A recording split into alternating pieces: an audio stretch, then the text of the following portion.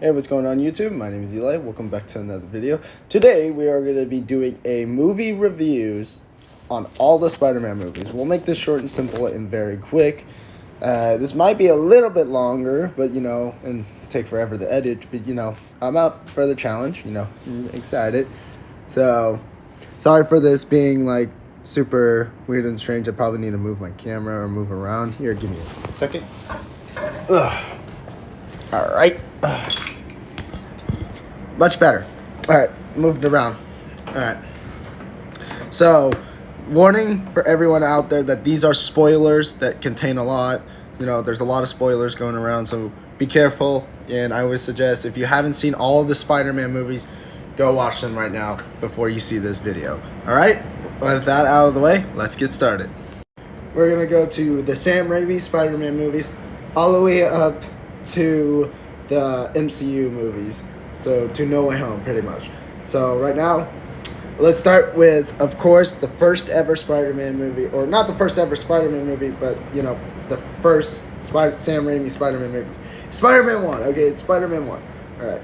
What do I have opinions about the Spider-Man 1? Let's get to the good parts and let's get to the bad parts. What was so bad about it was just the love interest, or just love between MJ and Peter. It wasn't as bad, but it wasn't good. I wasn't a big, huge fan on their relationship in all of the movies, but they at least had some good depths into it, and it was kind of like chasing the girl, and all that. But usually MJ was more of a flattering girl who can usually make boys fall for her, not for guys automatically just going for her already, she just does that type of stuff. She's the type of girl, I don't know. It's just it's been a little weird. I don't think Kirsten Dunst was my ideal MJ, but she was a good MJ. She wasn't bad at all, and I liked her as a character. But that was really it. That was my only problem. Another one that I had was that it was too cartoonish in the first Spider-Man movie. It was a little bit more cartoonish than the other ones, I feel like, or it was just cartoonish. It was kind of funny, and I thought it was interesting or a neat thing, but at the same time I didn't like it, was that Green Goblin threw a pumpkin bomb at a bunch of co-workers or people he worked with, and then when the bomb exploded and all that, they turned into skeletons, and they were at the exact same pose as their bodies were earlier, and then they just flat out fall down. That was the most cartoonish thing I've ever seen. That's what I have issues about, but it wasn't bad at all. I still thought it was good, and I actually loved it, and I think it was pretty funny. I thought it was cool on some occasions, or it was just a little bit cool. But that's just the only gripe that I had with it. So let's at least get to the good parts, which is pretty much a whole lot. Oh my gosh, Willem Dafoe as the Green Goblin was perfect. I loved him as the Green Goblin. He was one of my favorites. He did so well as as the Green Goblin. I was super glad that Willem Dafoe was chosen to be the Green Goblin, because he was even better in No Way Home. So he breathed a lot of lives into the character. He breathed, the Green Goblin. He breathed Harry Osborn, or not Harry Osborn, Norman Osborn. My fault. Jesus, what is wrong with me? Clearly, I'm not a comic nerd. But it was perfect. I feel like he was perfect for the role as not only Norman Osborn, but he was just perfect as a character in general. He's always been my fan favorite go-to villain, actually, in one of any other superhero movies, surprisingly. And he made me actually very much love Green Goblin. I didn't even know who the heck Green Goblin was at first. And then I looked him up and actually seen him in the comics, and I was like, oh my god, he is so cool. I love him as a character, and I feel like Willem Dafoe portrayed that character perfectly. And I started reading the more comics, and the more I started looking at comics, the more Willem Dafoe did a good job. So I felt like he was good. I have a lot of praise for him on this. And my favorite part was Peter Parker in general. Toby did a great job as Peter. He worked a lot, and he did pretty well. He did well. I love what he did. I feel like he was doing great as Peter Parker. I was a little bit meh as him as Spider Man. In general, him as Spider Man, and in general, or as the character of Spider Man, he was good. He was really good. But most likely, my gripes with him was that he wasn't jokey and all that. He wasn't like, he didn't have that like charm and wits. He wasn't. He was just like, he wasn't the total cool person you can see as Spider Man, because Spider Man was at least, all jokey and he all messed around. It was kind of weird how he was super jokey in the wrestling scene, but when he became a superhero, he's like, he's not joking at all. He's just like being Peter. So, he was acting like Peter. He wasn't acting like Spider Man. And I always imagined Spider Man to at least be the polar opposite of Peter Parker. So, I don't know. I'm not saying they're completely opposite. They at least had some similarities. That at least Spider Man's a tech genius, but also has the ability of being cool. So, I don't know. It's like Spider Man's supposed to be a cool version of Peter, while this one is just, Peter and just being Spider Man. No, that's what it felt like. I didn't have more depth into him as Spider Man, but no matter what, Toby was perfect for the role as Spider Man, and I love the scene where he had to make a decision to save MJ and a group of kids, which he was able to do both at the same time, of course. I thought that was a cool scene, and that's pretty much it. That's all I have to feel for the Spider Man 1, for Sam Raimi's Spider Man 1. So if I rate this one, if I rate it Spider-Man 1, Sam Raimi, I would rate it pretty much a 9. Next, we're going to move on to Spider-Man 2. What is the best part about Spider-Man 2 was, oh my gosh, what are the good parts? I love the train scene. It's obviously everyone's favorite out of all the movies. It's literally everyone loves the train scene. We're going. I thought it was cool. I love the whole fighting scene between Doc Ock and Spider Man, as they were literally both just fighting each other on the train. I thought it was awesome. I thought it was really cool. I love how the look of the CGI and everything was great too. What else? Oh, when he was unmasked and he was pretty much all beaten up and bruised.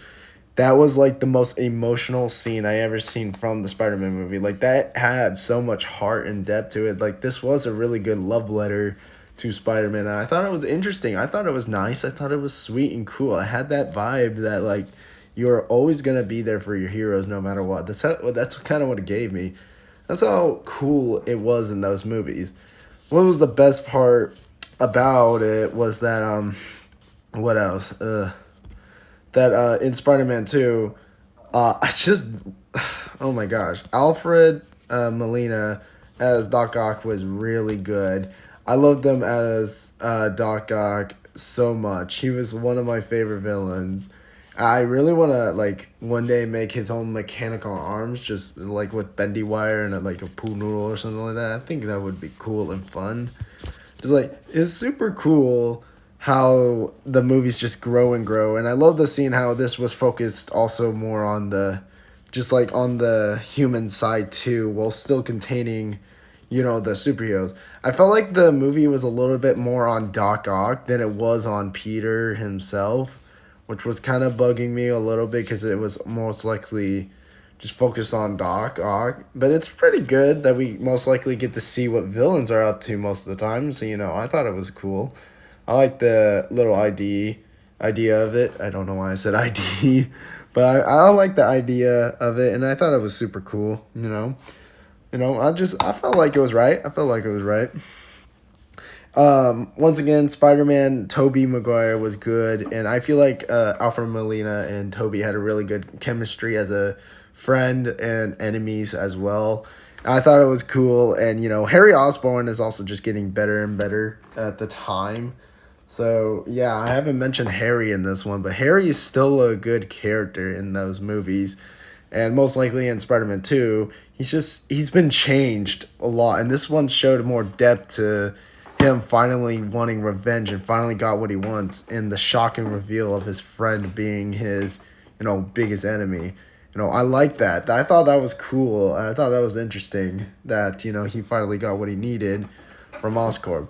I felt like most of the stuff was most likely just Oscorp just Oscorp stuff, can't speak, but like I feel like it was good. I feel like it was really good, and it's actually one of my favorite Spider-Man movies. I'm a little bit tired right now. Sorry, I'm like going through each of these, but my favorite one is obviously definitely this one, as this one at least showed so much good liking to it. There's literally just one complaint that I have with it is the fact that the relationship is even more complex on this one. It's more confusing now because like this one at least made the first one at least made some sense that he just had a crush on MJ for a while and stuff like that. They've been neighbors for a while. But like when it got more and more and that she got married and all that type of stuff, it was kind of just confusing, and then all of a sudden she just leaves her husband for Spider-Man, and it's like kind of confusing because like why what's the whole point? I just didn't know why, didn't know how, but it was just there, and I felt like it was still good. That was just most likely I felt like the relationship stuff was kind of waste of a time in the Spider-Man 2 movie, but that's really it. That's really all that was in it. I felt like also the relationship between Jameson's son and MJ was also kind of a waste and kind of annoying, but I still didn't mind it, and I thought it was really good. I still liked the whole like situation of trying to fight for your love and all that. I thought it was still cool. But at the end of the day, it was like my favorite one. I love the CGI looks. I love the scenes with Doc Ock and pretty much Spider-Man. They were great. I loved it so much. The only thing was just the relationship, and that was it. So if I rated the Spider-Man 2 movie, I would give it pretty much a 10 out of 10. It was pretty much my favorite one, and it always will be. And I always loved it. Deep down in my heart, it's been my favorite, and I always stick to me. Now, the last one that everyone's not going to like, the last Sam Raimi Spider-Man movie is Spider-Man 3. This one might give me a lot of controversy, but I'm going to get straight away with the bad parts at least, because I will admit there is a lot, but I feel like there are some goods in it. I don't hate it as much as everyone else does. I actually kind of love it more than I hate it, actually, because of how goofy it is. Usually the flaws can be fun and cool things and pretty much just good things. I feel like sometimes flaws can be right for you, really, to be honest. So what are the flaws, at least, is that, yeah, the dance scene, yeah, it was just, why? It was just weird. It was, I don't know what the whole point of it, and, I didn't like it as much as as Spider-Man, as in the symbiote. I thought it was just kind of strange to me. I felt like I kind of liked it, though, at the same time. But I'll give into the main reason why I liked him in the symbiote. But most likely when I saw him with, like, MJ and all that, that was just, wow. It was kind of confusing and crazy. There was one scene I didn't like was the fact that, like, Spider-Man basically kissed Gwen, even though he's in a relationship with someone. I feel like that was just wrong. And I thought he was a genuine nice guy, but clearly not if he's doing that. I mean, obviously you don't do that to someone if you're in a relationship. Like, that's kind of just messed up in my case. But, like, and I did like, what was the weirdest part was just, oh my gosh, it was just, what was it? It was Venom and Sandman as a team. It was so out of the normal. It was unnormal. It was like so random. He just came in out of nowhere. He flat out just smacked the crap out of Venom and tried to catch him because he thought it was Spider-Man. And then suddenly it was just some weird alien creature. And he's like, all of a sudden he just throws him away and just tried to walk away like everything was fine and normal. What would have happened if he didn't try to recruit him too? It was so confusing how you just find this weird alien that looks like Spider-Man, but with a mouth and, just different eyes and a different logo. And all of a sudden, he's like, all right, bet, let's kill this dude. It's so confusing. It's just like, it confused the heck out of me of like, why did you team up with him in the first place if he literally looks like Spider-Man himself? Like, I know you thought he was Spider-Man at first, but clearly it's a different person. But why would you help a alien or a creature that's so unknown? That's kind of messed up. Could be a little bit messed up. But the dude wants to kill someone. He wants to kill Spider-Man.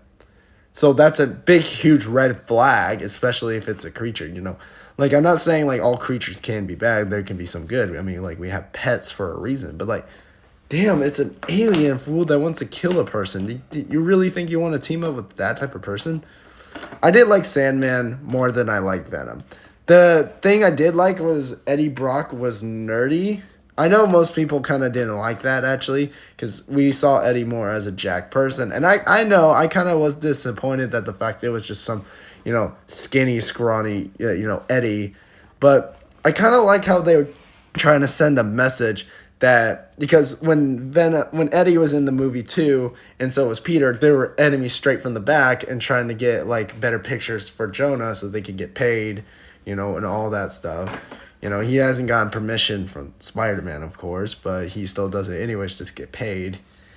And he's trying to get his girlfriend, and he's kind of like Peter in a way. He kind of was. And when Spider-Man got that symbiote, he became a bully. It's like basically the nerd turning into the bully, and that showed at least some heart that there is some regret, and some people can change into something worse in a way, especially if they deserve it or not.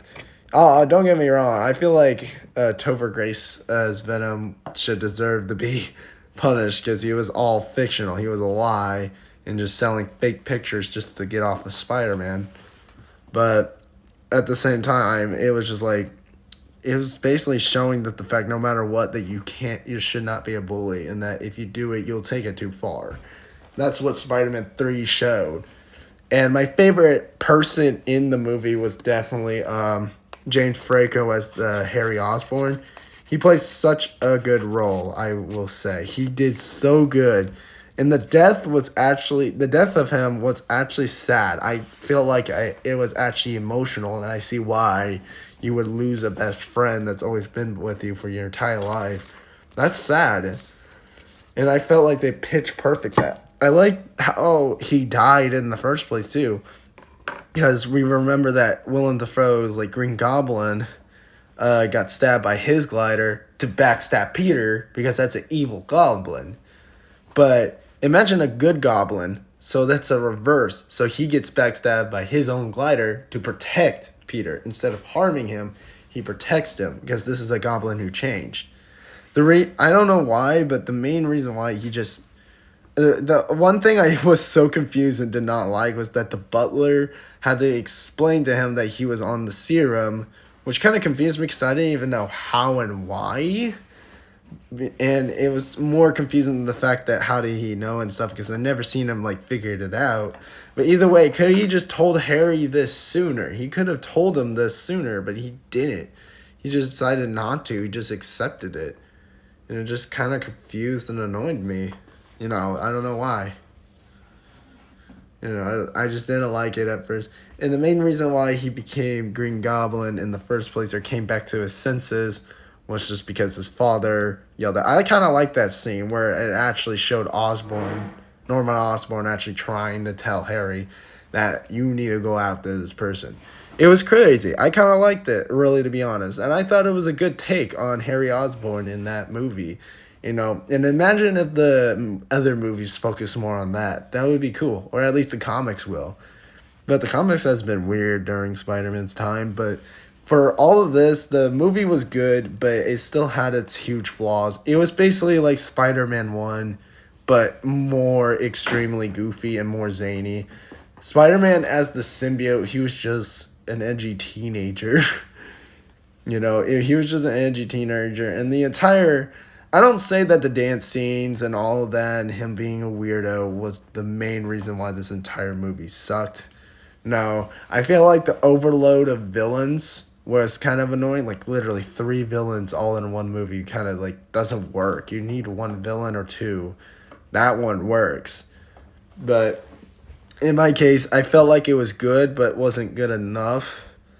And obviously it isn't in my tops. So... if I had to rank it, I would probably give this one most likely a 5. It's a half good scenario because it at least had some good charms and a really good message that I really loved and liked about it. So I felt like this one obviously should deserve at least half of goodness. So it's half good. So you know what? A 5. All right, now on to Amazing Spider-Man. And people did not like this one, and I'm not an Andrew like fucking like liar. I do not lie about me loving Andrew Garfield, even though I quote unquote said hated it. Because I remember that there's been a lot of fakers who saw the Amazing Spider-Man movies and they were like completely trash talking it.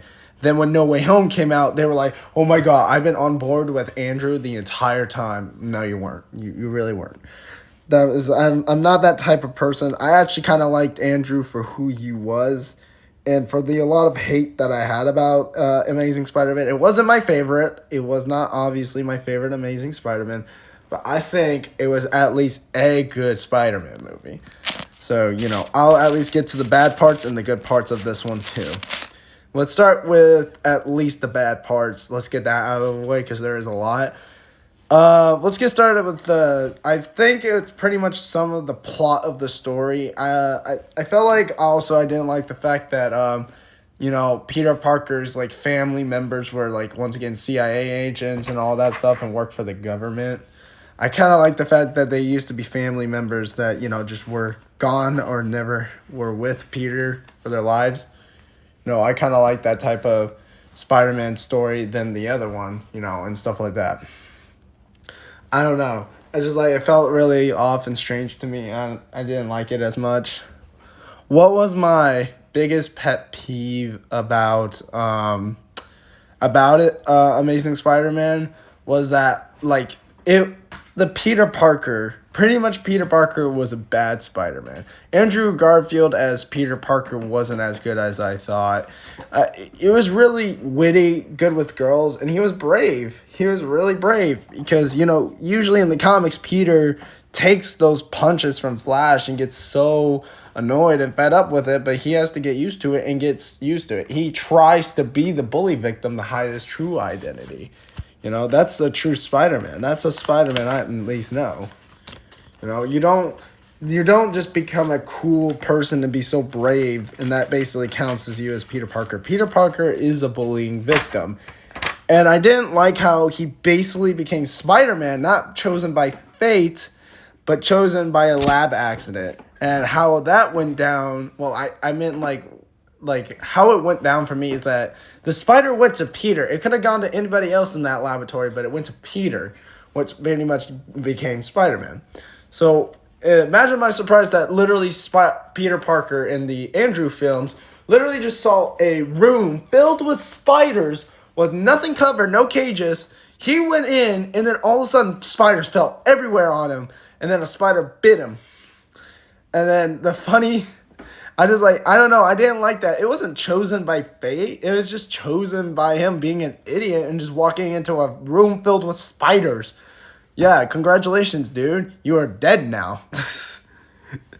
The funny thing I did like about it is that literally he actually did not make the webs or the actual webbing. He did not make those web cartridges. He actually found that in Oscorp, and he looked at it and he just went, "I bet," and just snatched it and took it. And then but he did make the web shooters, which is still hard to make in reality. Imagine you having a web cartridge. How are you going to shoot webs when they're very sticky and, all that? That's impressive. So, I still think that, he still made us all, web shooters and all that stuff. And, I still like the fact that he was, I don't know, I like the Lizard. I actually love the Lizard. I think the Lizard was interesting to me. He wasn't a fan favorite character, and he kind of wasn't my top villain. He really isn't, because he wasn't that big to me. He wasn't big like actually Electro and Sandman was, even in the Amazing Spider-Man or the Spider-Man 3 movies. He wasn't that big, really. Well, actually, I think he was a little bit better than Sandman, or a smidge better. Not that high up, but pretty high.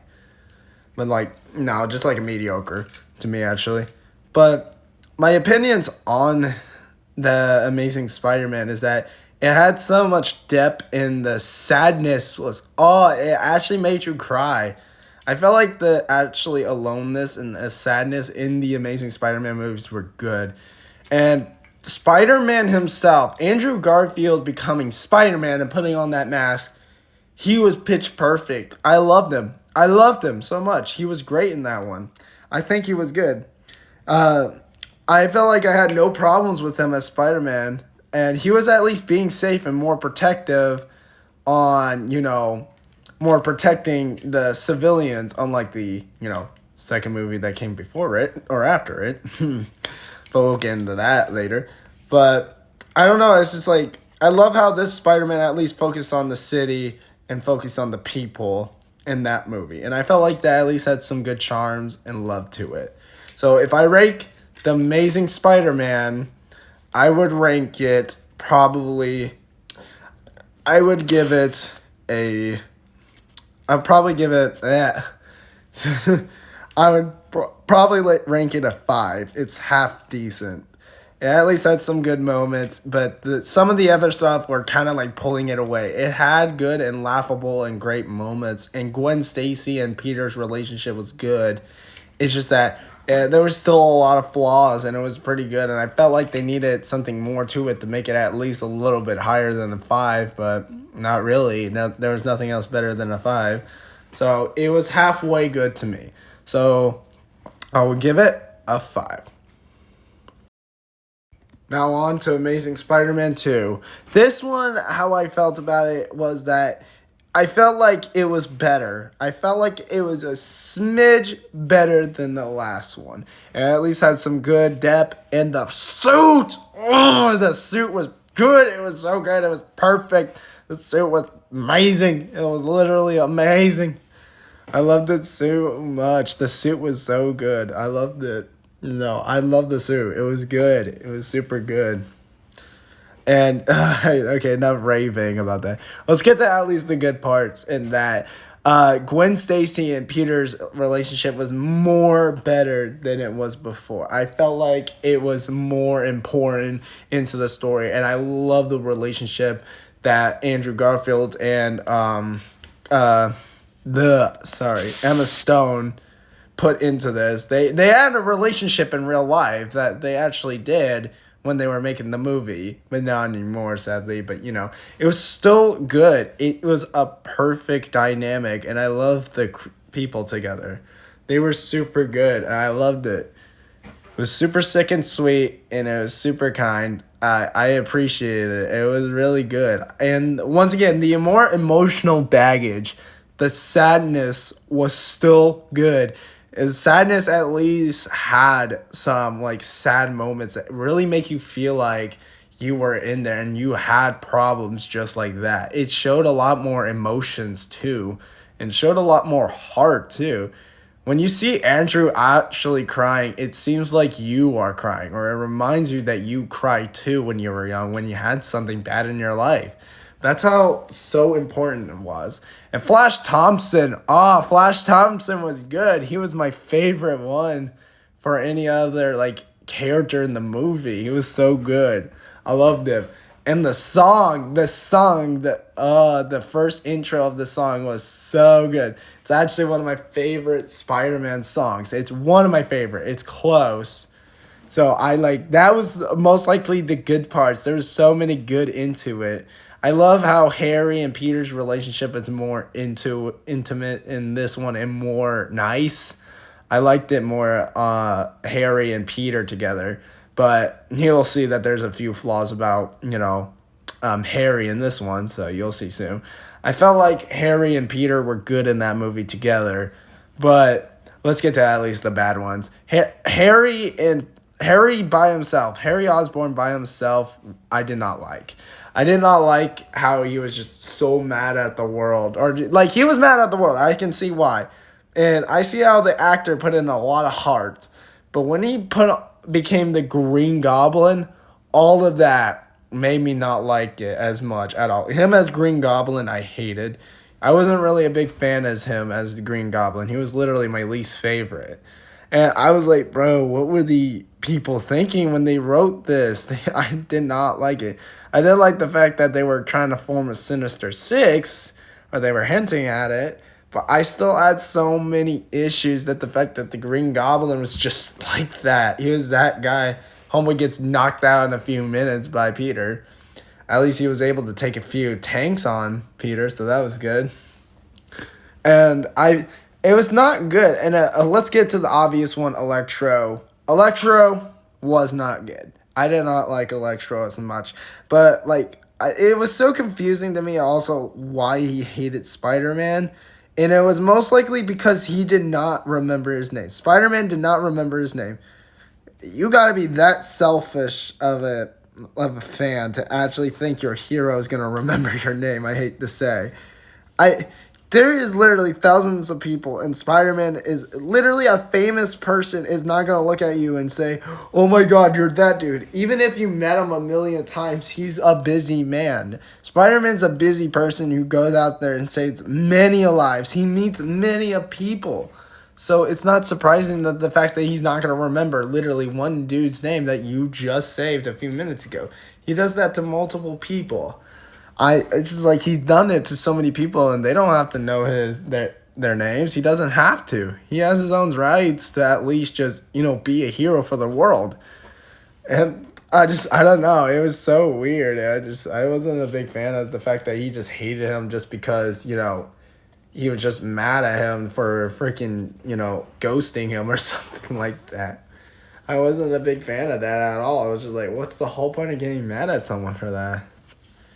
I don't know, man. It was bad but funny at the same time of why you hate the guy for some weird reason. And do I mind you that I love at least how Electro was at least like a villain. He was a pretty fun villain. I always made a meme. I think what's their name? That made a meme where he can do dubstep in the freaking fighting battle and how they were fighting. The funny thing is how he died with overload power. And usually when I see Electro in the movies or in the shows, he was most likely a guy who was looking for power and overload, and all that stuff. I felt like that was a little funny and a little comeback in reverse. But yeah, I felt like the villains weren't good at all. The villains were my only issue to me. And there was so much more to it. What was also my favorite part, though, was the saddest scene of them all, Gwen Stacy's death. That was a memorable moment that no one will forget at all. At least I felt like Peter was actually able to save her, because I didn't know about Gwen's death that much, but I know she at least died in a comic book once. But I was like, there's no way Gwen's gonna die in this movie. And flat out, she died. It was sad and scary. And No Way Home made that scene much better than it already was before. It doesn't matter because even by itself, it was still good. It was a good scene. It was so sad and so emotional. It was super upsetting. And also what I have to say about, what else? Just like, no, I don't really have anything to say. It's just like, it's been a really good movie. I just didn't like the villains, and I obviously hated the Rhino. Oh my god, why? The Rhino sucked. I hated him. I didn't like him. But I felt like this was a better Spider-Man 1, pretty much. This is a better version of the Spider-Man 1 movie. So if I rank this pretty much, I would rank it a 6 out of 10. Now moving on to everyone's favorite, Tom Holland's Spider-Man, or the MCU Spider-Man. We're going to start with Homecoming, and I was thinking about including a little bit of Civil War, but I'll just put Homecoming and Civil War into both categories. Make this fair and even, I guess, sort of. I mean, I don't know.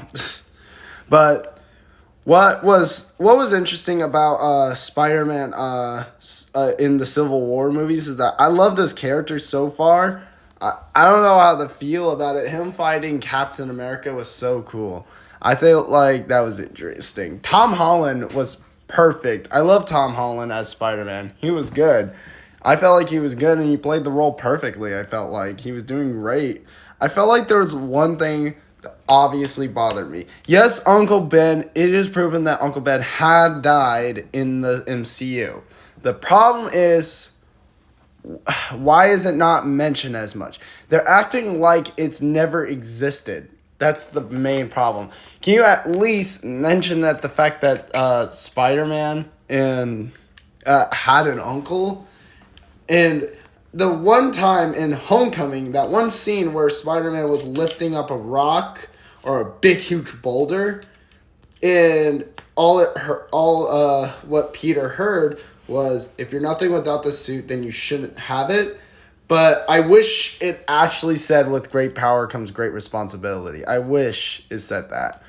I mean, like, sort of Spider-Man or Peter referenced the great power comes great responsibility in Homecoming, but then it just, like, kind of just went just off the rails. It was kind of weird. I felt like the only thing that gave me a setback from Tom Holland's, like, Spider-Man is just that I'm not used to him not even mentioning Uncle Ben, or not even, like, knowing that Uncle Ben exists, or, like, it feels like Uncle Ben doesn't exist in the MCU, but he does. It's just very, very little of it, and that's kind of the issue. It's just, like, he's not in it as much, or he's, like, not even at least mentioned, and it's kind of sad. But I felt like the rest of the stuff was good. The love interest between him and Liz Allen in Homecoming, I wasn't a big fan of that either. I felt like it was just kind of boring. It was kind of like the whole, like, Spider-Man Tobey Maguire feeling. It gave me that. It was like basically, Spider-Man chasing after the girl of his dreams, and he loves. Like, I know that's Spider-Man. I know that's Peter Parker. Peter Parker has done that. But it just, like, most likely there's something off about Liz that didn't give me, like, cool vibes. But I felt like it was, the only thing that was interesting is that she was literally the Vulture's dad. That was literally the only thing that came interesting to it. But nothing else was interesting about Liz to me. I thought she was not that interesting of a character. But I felt like she wasn't important. She was important in the story. I felt like that was interesting. And oh my gosh, the Vulture. The Vulture is so cool. I liked him in Homecoming, actually. I had a few complaints of how, once again, he was just another villain of Iron Man. But I still have my complaints on the fact that he's still Iron Jr. over there.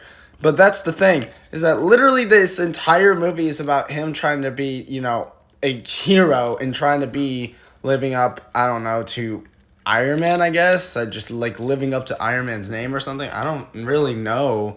And, like, it never set right with me. He was just Iron Man Jr. to me. He was just Iron Man Jr. in the movie. There was nothing else to it but that.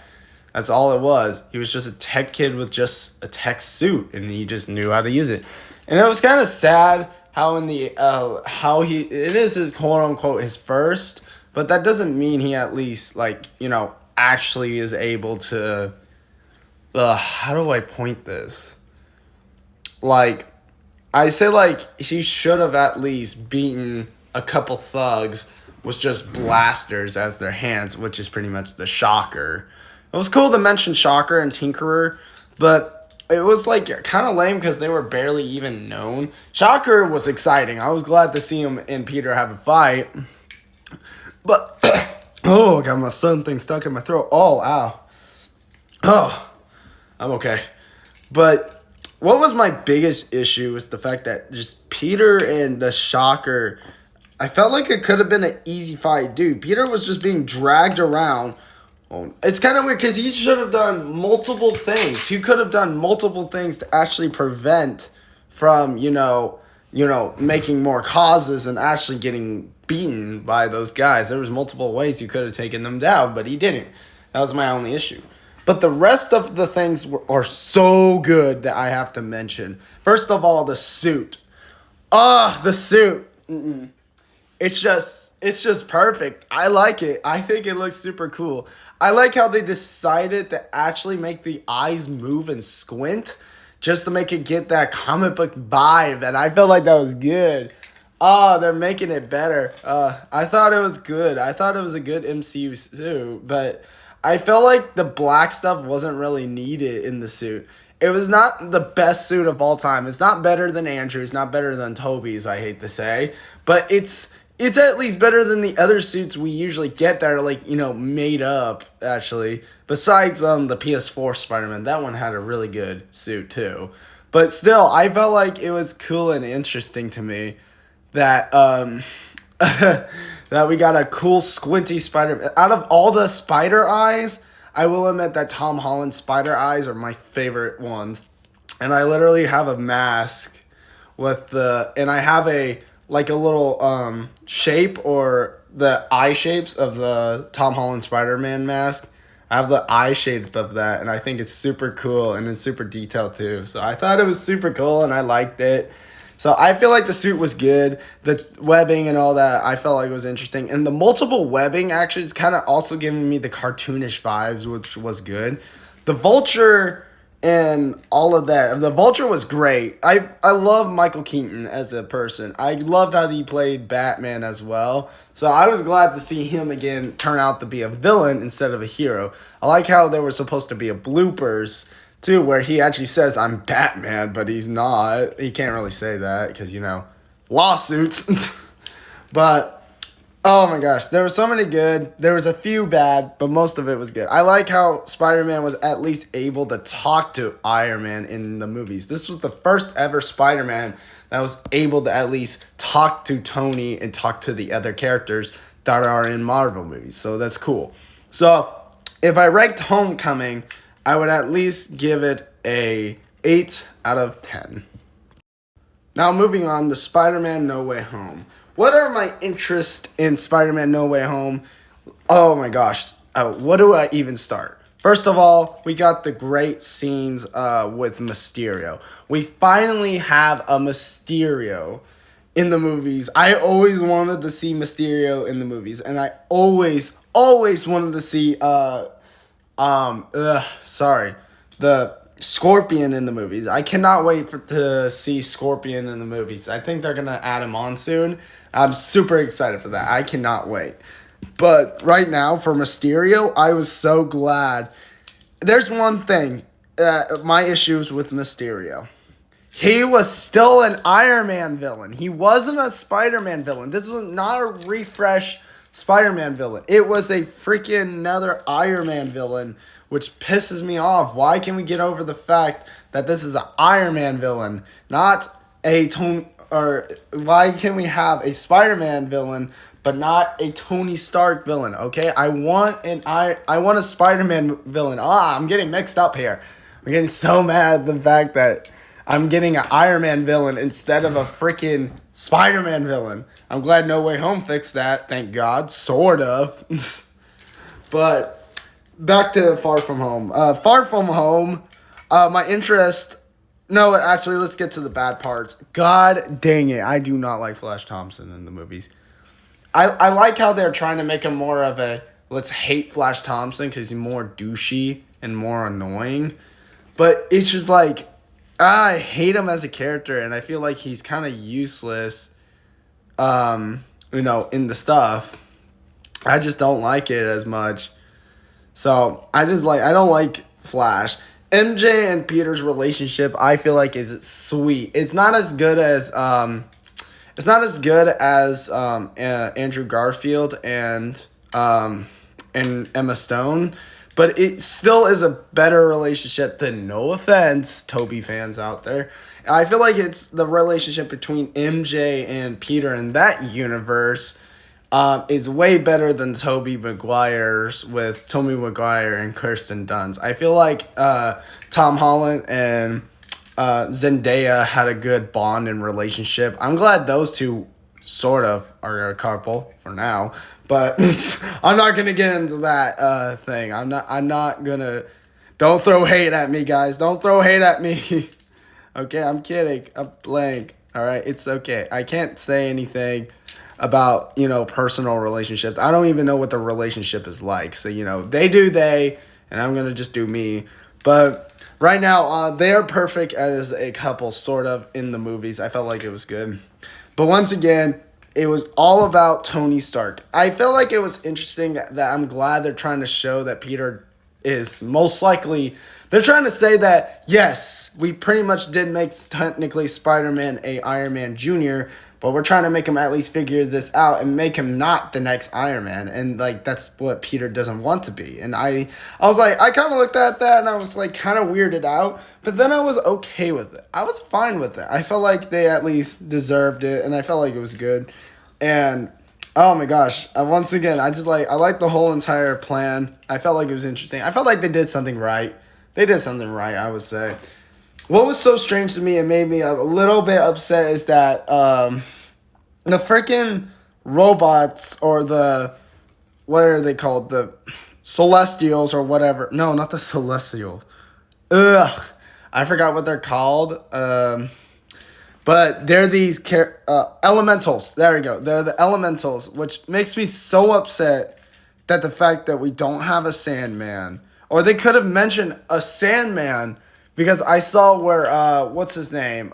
Nick Fury and freaking, just Nick Fury and her assistant and his assistant. Ugh. Sorry, I can't. Cheryl! Ah! I've been out of it. I haven't watched their movies in forever. Ugh. It's been a rough day, guys. But Cheryl and Nick Fury are shooting at the sand creature, and I was like, oh my god, it's Sandman or something from a different country or something like that. And here pops out Mysterio, and he's like, oh, whatever, and stuff like that. And then we realize the entire creatures are made out of tech, which disappoints me because I felt like they could have at least introduced their version of Sandman. I know No Way Home kind of like included a Sandman, but I just felt like it would have been more interesting if they made their own, and stuff like that. I felt like it would have been cool, but no, it has to be a robot from Mysterio.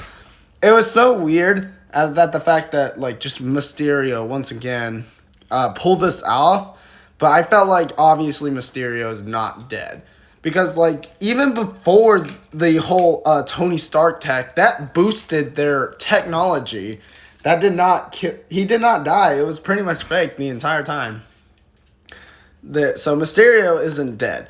I felt like it was just another drone and another, like, clone of Mysterio. I felt like Mysterio's and tricks and all that was cool. I like how we had a hint of a zombie Iron Man. That was a funny hint. I liked that. I liked it a lot. I felt like my only issue is that at least like the characters and like they just had pointless times of just Peter just messing around and stuff like that. I feel like that was kind of useless. But the suit, the suit is the black and white suit is perfect. I love the white and the black and then the red.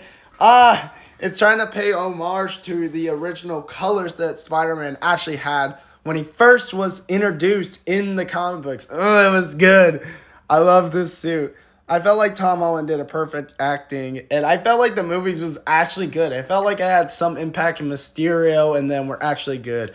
I felt like it was a little bit better than Homecoming, at least a smidge better, or it was that same feeling that I like about Homecoming. I felt like it was good, but I felt like there had some issues about it. But every movie has their issues. But if I had to rank Spider-Man Far From Home, I gave probably the same ranking as pretty much Homecoming. Homecoming, I would rank it probably 8. I think I ranked it at 8. If I ranked it at 8 while editing this video, I'm going to rank it the actual answer. I probably will rank it the actual answer. Now on to the final round. We have No Way Home. My reviews on No Way Home was a good, interesting part. There was a lot of flaws, but there were so many good things. So many good things. What can I say about it? Let's get to at least the flaws that they have. The editing process was good. Like, obviously, it got Best nominated for, the Best Editing Awards. But it still had some flaws, like the Andrew Garfield scene. I think everybody saw that one where he was going through the portal, that they had a little bit of issues with that. And they did the same with Toby as well. And, it was kind of strange. I felt like what bothered me the most was probably that you can tell that this movie was in a rush. And that some, stuff had to be, rushed in. And some of the stuff, they could have done so much more to the movie that, it could have been a little bit better. I felt like there was a few more useless things, the entire thing with Doctor Strange, and what makes me more upset is the main problem of this entire story. The reason why Peter had to go to where all of this wouldn't happen in the first place. It's weird how Mysterio had no video proof or no. He just showed Spider-Man his legs, not his entire body. If he would have proved that he was Spider-Man, he would have just moved the camera up to his head and his legs. They could have just made it very suspicious and very awkward. And this video was secretly linked before it was destroyed, which could have raised some suspicions, because if this was destroyed, how did the Daily Bugle found this? That's a interesting part to say. I feel like that's a little bit suspicious. But all in all, they had a few gets, and there was a whole lot of plot convenience. Like, there was a whole lot of plot convenience that, I don't know. There was just a whole lot of them and that I couldn't even describe. But that was literally the only issues I had with No Home. But it's like some of the plot was just bad. I felt like the plot wasn't good at all. But oh my god. Let's get to the good parts. For starters, all of them, all the characters, Green Goblin, Willem Dafoe, freaking Doc Ock came back, and then all of a sudden we had the Lizard, Sandman, and Electro in the movie. Wow. I was so glad that they came back for the movie. They reprised those. The only people that did not came back to the movies were the actor who played Sandman and the actor who played the Lizard did not actually came in. They were fully CGI, which is not surprised. And also they were reclipped scenes. When they were healed, they were reclipped by the Spider-Man 3 scene and pretty much the that one scene when he got cured in the other movie. So those were all recreated scenes, it was not the actual actors. They just were re-edited. And I was kind of a little bit disappointed about how they weren't actually actors. And, it was just kind of sad that they weren't able to be in it. But I think it's been good that they don't care and they at least enjoyed the movie. That was good. And oh my god. The scenes with Tom, Andrew, and Toby, them together, they were perfect. I love them so much. They did good. They did right. Oh my gosh. I was super excited when I saw all of those two come together as a team, and just seeing Toby and Andrew again made me tear up and scream joyness and happiness. I was so happy about the movie. It was great. I felt like it was the best movie I ever seen. I just so glad that I saw all the people came back for the roles. Willem Dafoe put all of his heart into that one movie. That movie where Willem Dafoe finally became the Green Goblin was finally out. He went all out on that one. And that was cool.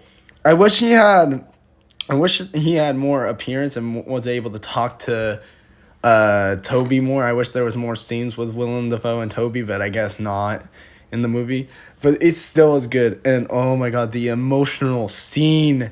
I was shocked to see that Aunt May actually died. I wasn't expecting Aunt May to be dead, really. I was expecting her to be alive, and then that Peter and then it kind of reversed to with the great power comes great responsibility, but with Aunt May saying it instead of Uncle Ben, and that was crazy. I was glad that we had a reverse of that. That was a true crazy, and it actually had meaning to it. It had emotions too, and I at least showed so much love, and I loved about it. I like how all the Spider-Mans bicker about each other's powers and who they fought against before. I felt like that was cool and funny to me. Electro was new. He had new looking abilities. I don't know why he looked different. There was no explanation of why he looked different. He just looked the same, and I guess it was just that he hopped in another universe and suddenly that affected his looks and his appearance, which kind of sounds strange and weird to me, but hey, I accept it. It happens, but it's just like, I don't know. I'm like a little bit shocked that happened, and that was a great scene. And I guess, I don't know, what else was I gonna say? Oh, Andrew Garfield's, that we remember how we talked about the most iconic scene from Andrew Garfield's film, Saving Gwen. They recreated that with MJ instead. And Peter 1 was trying to catch her, but then failed because of Green Goblin.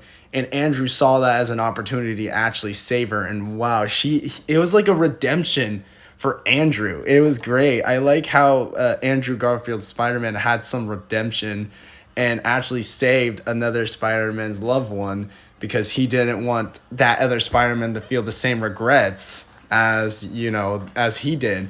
Because I like how the emotional scene, they made Andrew Garfield.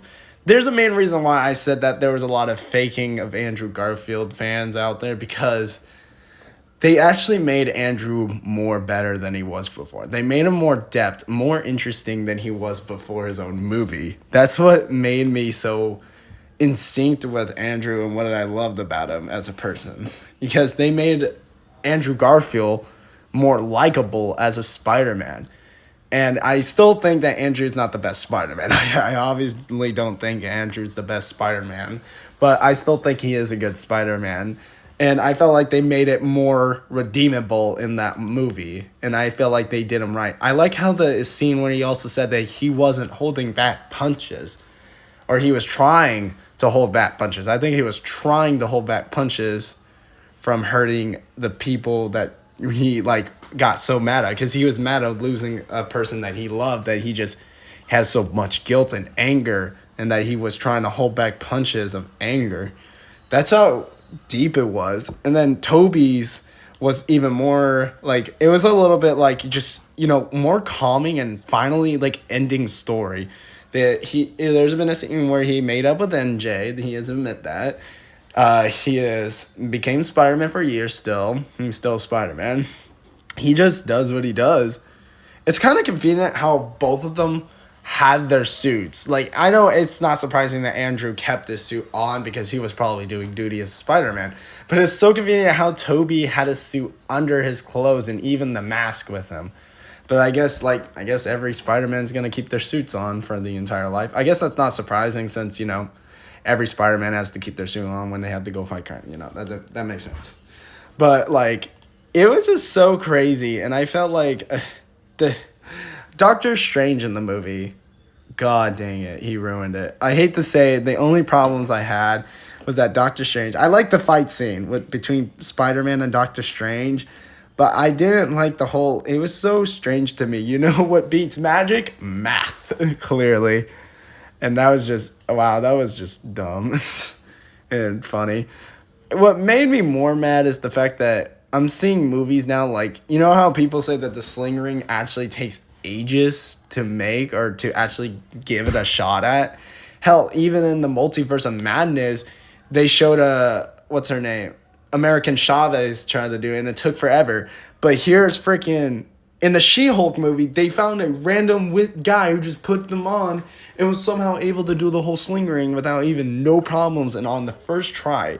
And then Ned does the same thing. It was so dumb how just Ned and a random dude were just able to do it on their first try. It was so... I had so much issues with that. They just saw a spark and they were like, oh my god, maybe it was the Sling Ring and all that. There was one thing out of all the movies that I love the most. The end. The ending was emotional. The saddest thing ever is that Peter lost everything. He lost his friends. He lost his family. Everybody doesn't know who he is.